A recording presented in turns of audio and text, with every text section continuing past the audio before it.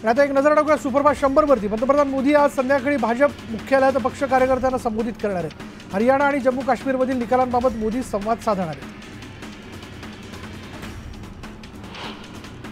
जम्मू काश्मीर आणि हरियाणाच्या निकालावर आता उपमुख्यमंत्री देवेंद्र फडणवीसांनी प्रतिक्रिया दिली आहे। जे निकालाचे कल आहेत ते अतिशय उत्साहवर्धक आहेत। पंतप्रधान मोदींच्या नेतृत्वावर विश्वास दाखवणारे आहेत असं देवेंद्र फडणवीस म्हणाले।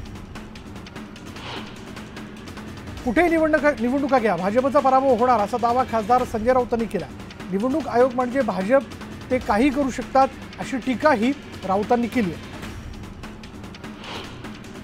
हरियाणात यंदा भाजप विरोधात लाट असल्याचं वक्तव्य खासदार संजय राऊतांनी केलेलं आहे। काँग्रेसला 2 राज्यात विजयाचं टॉनिक मिळालंय। काँग्रेसच्या टॉनिकचा निकाल महाराष्ट्रातही दिसेल असा विश्वास संजय राऊतांनी व्यक्त केला।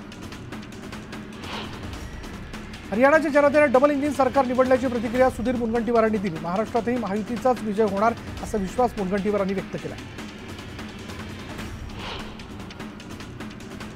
हरियाणा आणि जम्मू काश्मीरमधील विधानसभेच्या निकालांचा राज्यातील विधानसभा निवडणुकीवर काही परिणाम होणार नाही। हरियाणात दरवर्षी बदल होतो अशी प्रतिक्रिया मंत्री दीपक केसरकर यांनी दिली आहे। हरियाणाचा बदलणारा निकाल म्हणजे विरोधकांना मोठी चपराक आहे। राज्यात देखील असंच चित्र पाहायला मिळेल। आम्ही एवढं काम केलेलं आहे आणि त्यामुळे राज्यात महायुतीचं सरकार येईल अशी प्रतिक्रिया भरत गोगावले यांनी दिली। मुख्यमंत्री एकनाथ शिंदे यांची प्रकृती ठीक नसल्यानं सर्व नियोजित कार्यक्रम रद्द करण्यात आले। आज होणारी राज्य मंत्रिमंडळाची बैठक पुढे ढकलण्यात आली। उद्धव ठाकरेंनी फेक नरेटिव्हवरून भाजपचा जोरदार समाचार घेतला। भाजपनं बोगस हिंदुत्वाचा बुरखा घातला असं म्हणत त्यांनी भाजपला कुणी ओळखत नव्हतं तेव्हा शिवसेनेनं त्यांना जवळ केल्याची आठवण बोलून दाखवली।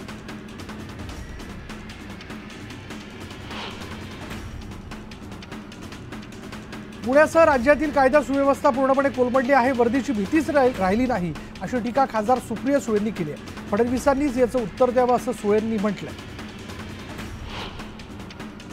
पुण्यात भाजपच्या पदाधिकाऱ्यांनी आमदार सिद्धार्थ शिरोळे यांच्या विरोधात आंदोलन पुकारलेलं आहे। आमदार निधी वेगळ्या कामासाठी वळवला आणि निधीचा चुकीचा वापर केला असा आरोप सिद्धार्थ शिरोळेंवर करण्यात आला। शरद पवार आणि सुप्रिया सुळे यांनी बोगदेव घाटातील गँगरेप झालेल्या परिसराची पाहणी केली। बोगदेव घाटात एका तरुणीवर सामूहिक बलात्कार करण्यात आला होता। गेल्या 4 दिवसांनंतरही आरोपी मोकाट आहेत, त्यामुळे विरोधकांकडून सरकारवर टीका करण्यात येते।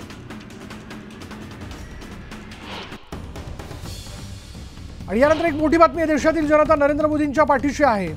पहिली विजयी सलामी हरियाणात दिली आणि आता पुढची सलामी महाराष्ट्र देईल असा विश्वास फडणवीसांनी व्यक्त केला। तर राऊतांचा विरोधकांचा देखील फडणवीसांनी समाचार घेतला। भाजपनं हरियाणात सर्वाधिक जागा जिंकल्यात तर जम्मू काश्मीरमध्ये भाजपला चांगल्या जागा मिळालेल्या आहेत आणि याच पार्श्वभूमीवर भाजपकडून जल्लोष केला जातो। अशातच महाराष्ट्र भाजप कार्यालयात विजयी जल्लोष करण्यात आला।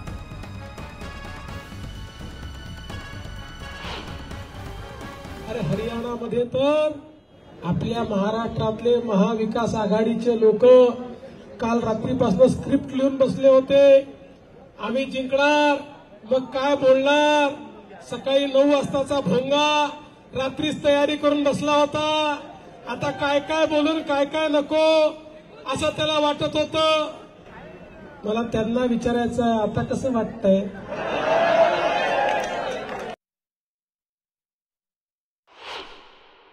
जनतेशी बेईमानी करून निवडून आलेले लोक आता जनता यांना त्यांची जागा दाखवल्याशिवाय राहणार नाही। जे हरियाणामध्ये घडलं तेच महाराष्ट्रामध्ये येत्या नोव्हेंबर महिन्यामध्ये घडलेलं आपल्याला पाहायला मिळणार आहे।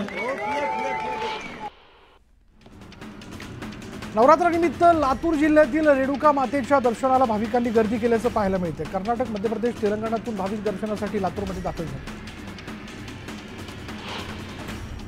शारदीय नवरात्र उत्सवाची आज 6वी माळ आहे। तुळजाभवानी देवीला मुरली अलंकार परिधान करून महापूजा करण्यात आली आणि यावेळी देवीचं लोभस रूप पाहण्यासाठी भाविकांनी गर्दी केली होती। रत्नागिरीत महावितरणमध्ये काम करणाऱ्या कंत्राटी कर्मचाऱ्यांचा शॉक लागून मृत्यू झाला। याविरोधात सर्व कंत्राटी कर्मचाऱ्यांनी रस्त्यावर उतरत महावितरणच्या अधिकाऱ्यांना घेराव घातला। समृद्धी महामार्गावर मध्यरात्रीच्या सुमारास 2 खासगी बसेसवर अज्ञातांनी दगडफेक केली। यात बस चालकासह 2 प्रवासी जखमी झाले। त्या प्रकरणी पोलिसांकडून अधिकचा तपास सुरू आहे। पुणे शहराला पाणीपुरवठा करणारी 4ही धरणं 100% भरली असून पुणेकरांची वर्षभराची चिंता मिटलेली आहे। पाण्याची चिंता मिटली आणि 4ही धरणात मिळून 29.6 TMC इतका पाणीसाठा। राज्यातील उद्योग गुजरातमध्ये घेऊन जात असल्याचा आरोप शरद पवारांनी राष्ट्रवादीच्या युवक काँग्रेसनं केला आणि राष्ट्रवादी युवक काँग्रेसनं जिल्हाधिकारी कार्यालयावर आंदोलन करत जोरदार घोषणाबाजी केली। पुण्यातल्या भोरमधील धोकादायक प्रवास समोर आलाय। 9 जणांची क्षमता असणाऱ्या वाहनात तब्बल 18 प्रवासी बसून प्रवास केला जात असल्याचं समोर आले। याच वाहनातून 2 विद्यार्थी छतावर बसून प्रवास करत आहेत। श्री त्र्यंबकेश्वर देवस्थान ट्रस्टतर्फे महाराष्ट्रातील 3.5 शक्तिपीठांना साडी चोळी अर्पण करण्यात येणार आहे। तुळजापुरात सवाद्य मिरवणूक काढत साडी चोळी आणि मणिमंगळसूत्र देवीला अर्पण केलं गेलं। वाशिम जिल्ह्यातील डोंगरकिनी इथल्या नागपूर संभाजीनगर महामार्गावर विद्यार्थ्यांनी गतिरोधकाच्या मागणीसाठी रस्ता अडवला होता। रस्ता अडवल्यानं दोन्ही बाजूंनी वाहतूक कोंडी झाली। जळगावमध्ये शासनाकडील कोट्यवधींची बिलं मिळावीत या मागणीसाठी ठेकेदारांनी जोरदार घोषणाबाजी करत एकदिवसीय धरणे आंदोलन केलं।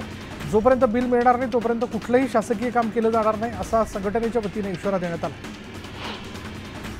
अन्न मुलींना शिक्षणाबरोबरच स्वयंरोजगाराचे धडे दापोलीत देण्यात येत आहेत। स्नेहज्योती विद्यालयातील विद्यार्थिनींना जैविक सॅनिटरी नॅपकिन बनवण्याचे धडे देण्यात आले। जळगाव जिल्हा परिषदेत शिक्षणाधिकाऱ्यांच्या दालनात आजी-माजी जिल्हा परिषद सदस्यांमध्ये हाणामारी झाली। पीसी पाटलांनी कपडे फाडल्याचा आरोप गोपाळ चौधरी यांनी केला। धुळे शहरातील मोकाट कुत्र्यांसंदर्भात महापालिका ॲक्शन मोडमध्ये आली आहे। महानगरपालिकेने शहरातील तब्बल 25,000 मोकाट कुत्र्यांचं लसीकरण करण्याचा निर्णय घेतला। तुळजाभवानी देवीच्या दर्शन रांगेत हाणामारीची घटना घडलेली आहे। दर्शन रांगेत पंढरपूरहून आलेल्या 7 ते 8 तरुणांनी जबरदस्ती रांगेत घुसण्याचा प्रयत्न केला तर हैदराबादहून आलेल्या भाविकांनी त्यांच्यावर हल्ला केल्याची माहिती। नवरात्र उत्सवाच्या ललिता पंचमीच्या निमित्ताने करवीर निवासिनी अंबाबाई देवी त्र्यंबोली देवीच्या भेटीला जाते। पारंपरिक लवाजम्यासह देवीची पालखी त्र्यंबोली देवीच्या भेटीला जाते आणि राजघराण्याचे प्रतिनिधी उपस्थित असतात।